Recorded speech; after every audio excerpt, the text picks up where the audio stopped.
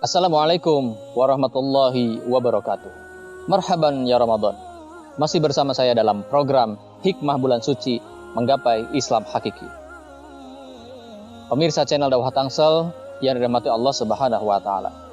Di bulan Ramadan ini kita seringkali mendengar dari para ustadz, dari para penceramah, sebuah ayat di dalam surat Al-Baqarah yang menjadi landasan kewajiban kita untuk melaksanakan ibadah puasa. Allah Subhanahu wa taala berfirman, A'udzu billahi minasyaitonir rajim. Ya ayyuhalladzina amanu kutiba 'alaikumusiyam kama kutiba 'alal ladzina min qablikum la'allakum tattaqun. Wahai orang-orang yang beriman, diwajibkan atas kalian berpuasa sebagaimana diwajibkan atas orang-orang sebelum kalian agar kalian bertakwa. Pemirsa channel Dakwah Tangsel dimanapun Anda berada. Banyak di antara kita yang tidak menyadari bahwa sesungguhnya di surat yang sama Allah Subhanahu wa taala menurunkan wahyunya dalam sebuah ayat yang redaksinya hampir sama dengan ayat kewajiban berpuasa. Apa itu? Yaitu ayat kewajiban qisas.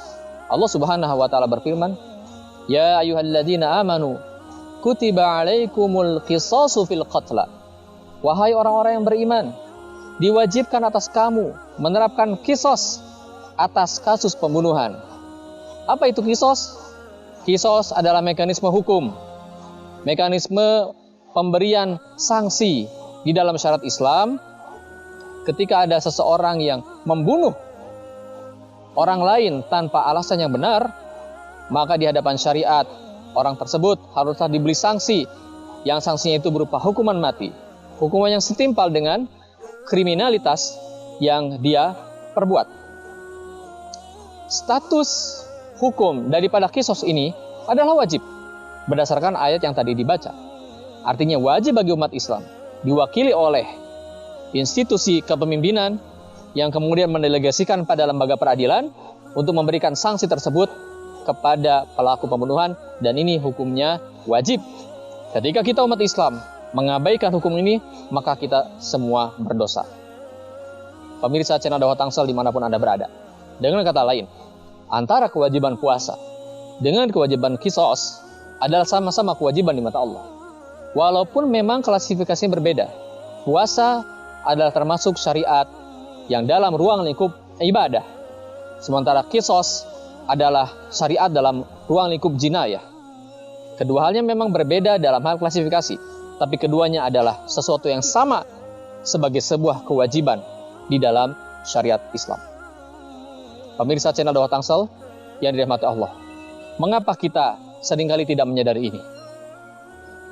Kita semua paham bahwa puasa itu wajib, tetapi banyak di antara kita tidak paham bahwa qisas juga wajib.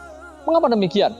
Ini adalah pengaruh dari infiltrasi ideologi sekulerisme.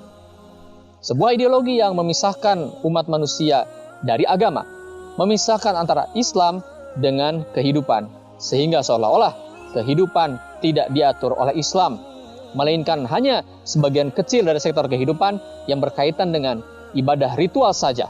Di luar itu seolah-olah menjadi area di mana manusia berhak menentukan hukum sendiri, baik dalam bidang hukum, ekonomi, politik, sosial budaya dan sebagainya, seolah-olah bukan termasuk bagian dari agama. Seolah-olah Allah Subhanahu wa taala tidak menurunkan aturan untuk mengatur aspek-aspek tersebut. Dan ini keliru. Sebab Allah Subhanahu wa taala menurunkan Al-Qur'an dan As-Sunnah dengan syariat yang lengkap dan mengatur semua aspek kehidupan manusia. Sahabat Dakwah Tangsel dimanapun Anda berada, oleh karena itu, sebagai umat Islam, sudah sepatutnya kita meninggalkan ideologi sekularisme ini sejauh-jauhnya. Kita memiliki ideologi sendiri, yaitu ideologi Islam. Dan dengan keyakinan kita, dengan keimanan, dengan i'tiqad kita meyakini bahwa Allah Subhanahu wa taala tidaklah menurunkan aturan, melainkan aturan yang sempurna. Allah Subhanahu wa taala zat yang maha tahu, maha mengetahui urusan manusia. Maka semua aspek kehidupan manusia sudah Allah atur dalam syariatnya. Kita sebagai hamba Allah, tugas kita adalah menghamba kepada Allah. Tugas kita adalah taat kepada Allah. Tugas kita adalah berislam secara kafah dengan Pertama, meyakini bahwa aturan Allah sempurna. Kedua, mempelajari syariat Allah yang sempurna ini. Dan ketiga, menerapkan keseluruhan syariat Islam di dalam kehidupan kita, baik kehidupan individu, bermasyarakat, dan bernegara. Semoga bermanfaat. Assalamualaikum warahmatullahi wabarakatuh. عليه صلاة الله وآله والأحبة